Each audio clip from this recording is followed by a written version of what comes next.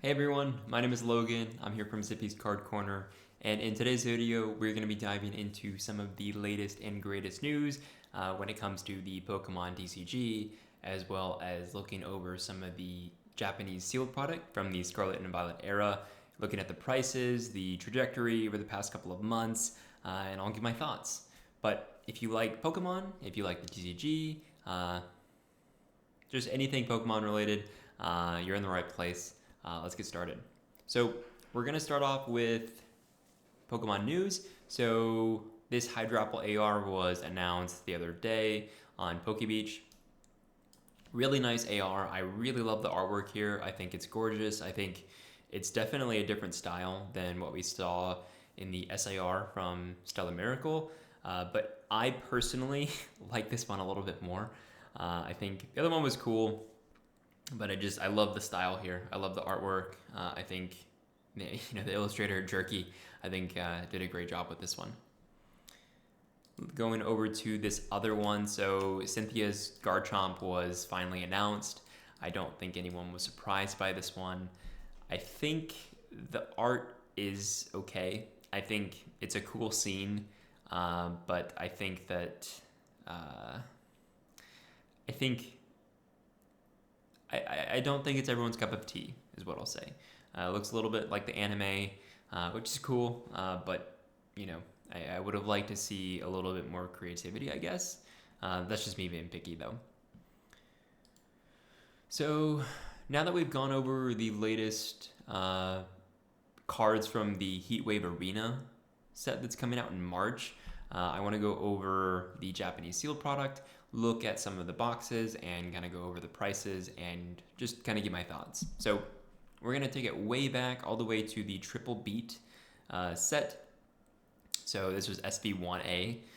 Right now we're looking at $86 a box. So if we scroll down a little bit, we can see this chart. This is the 1 month chart. It is on a rise. There's hardly any stopping that. If we look at the 3 month, we can see that it almost, it fell down, then came up. And it's interesting. I think we're going to see a trend over these next couple of boxes. It really started to pick up around December. I think Terrestrial Festival has something to do with that. But regardless, I think this is a great set. I think the Magikarp is in this one. I think that one is going off in English, so it makes sense. But yeah, we're looking at $86 a box for Triple Beat. Moving on to 151. This one's at $130 a box, and if you scroll down and look at the 1 month, it's sort of flattening off, tapering off a little bit. I mean, we're still at $145 was sold the other day for a box. The 3 month again is on a rise. The 6 month is a little different than we saw with Triple Beat. This one has been on the rise the whole time. I think nostalgia is playing into this one. Great set, but definitely I think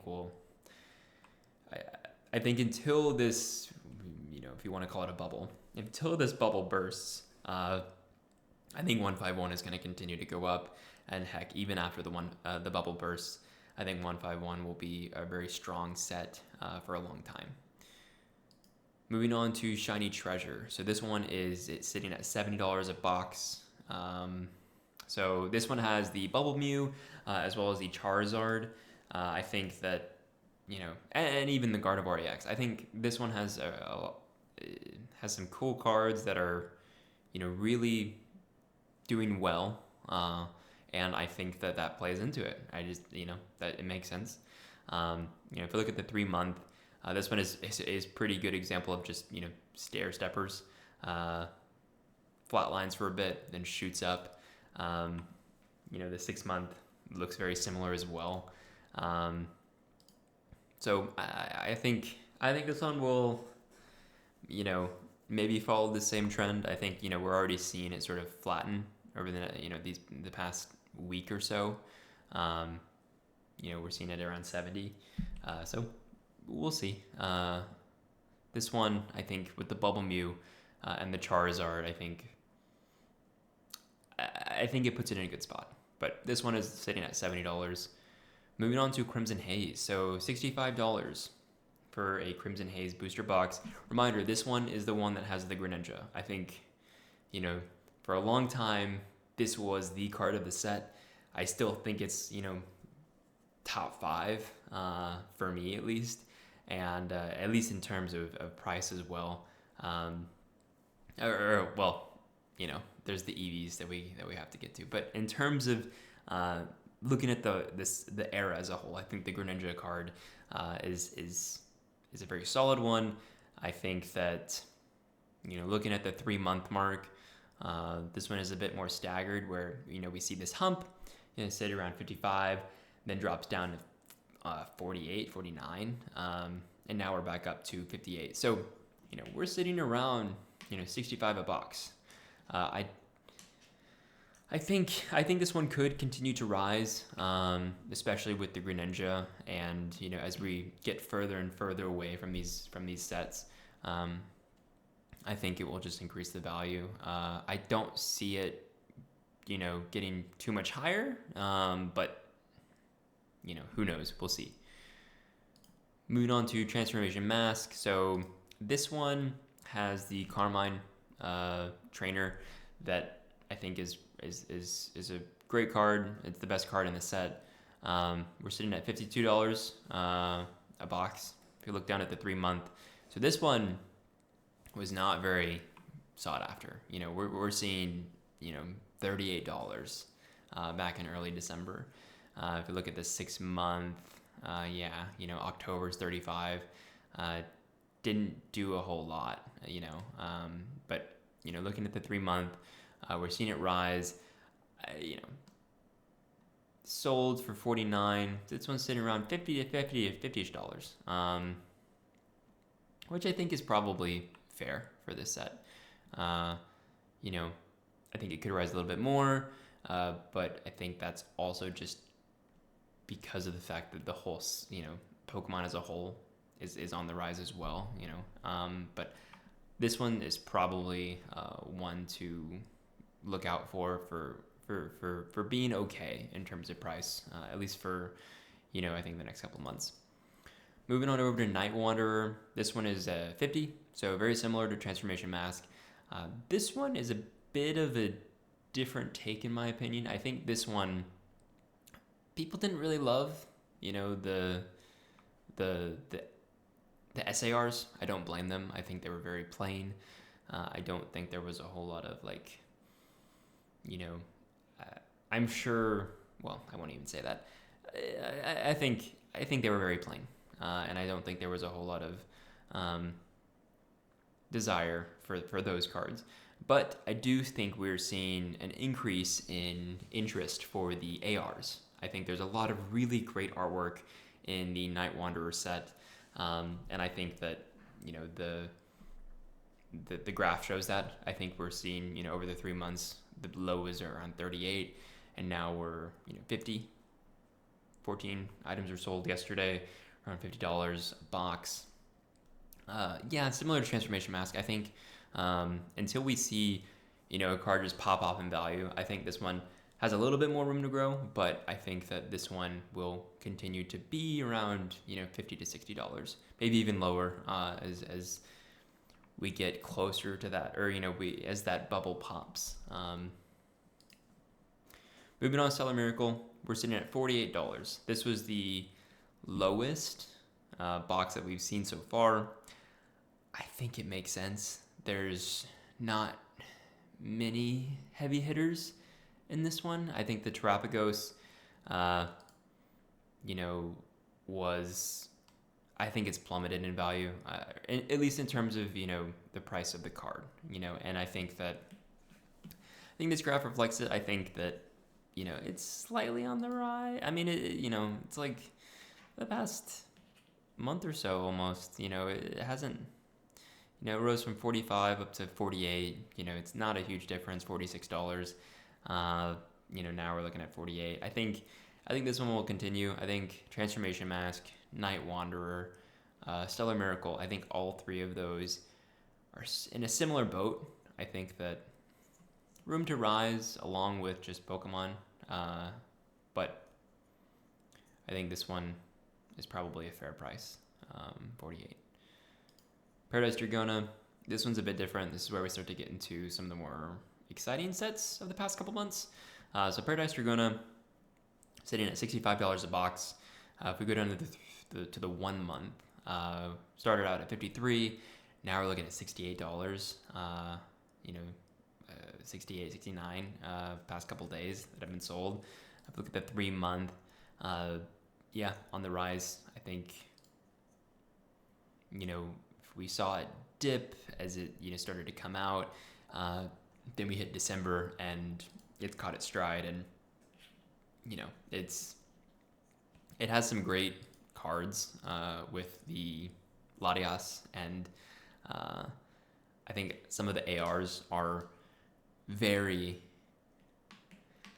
I don't want to say undervalued, but underhyped. I think they deserve a lot more, and I think Paradise Dragona will continue to creep up, from the 65 that we're seeing right now.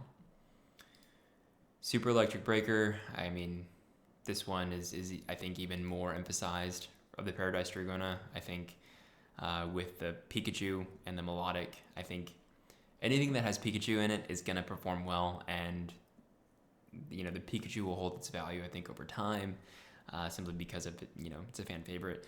But I also think that there's a lot of other great arts in here that I can see keeping this box afloat, in terms of where it's at right now, $93.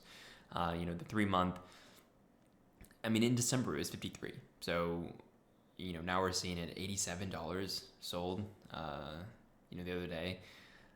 I think that this one, it's slowed down a little bit. There's not as much fluctuation, volatility that we saw earlier in February. But, I think this one will continue to rise. I think there's too many heavy hitters in it with Pikachu, backing it. It's tough to bet against this one. Moving on to Terrestrial Festival EX. So this one is sitting at 119. So this is where we start to understand why the heck things are the way they are right now, especially, in the English market where you can't get anything. It's the EVs. I think that, we saw 151 really hit the part in our brain that, craves for that nostalgia, and I think that evolutions are doing the same thing. I think we're just gonna see this one continue to perform well. I mean, it's already at $120 a box. I don't know if it's gonna go any higher. Maybe it'll do something similar to 151. It's 130. I could see Terrestrial Festival EX going a little bit higher than 120. I mean, yeah.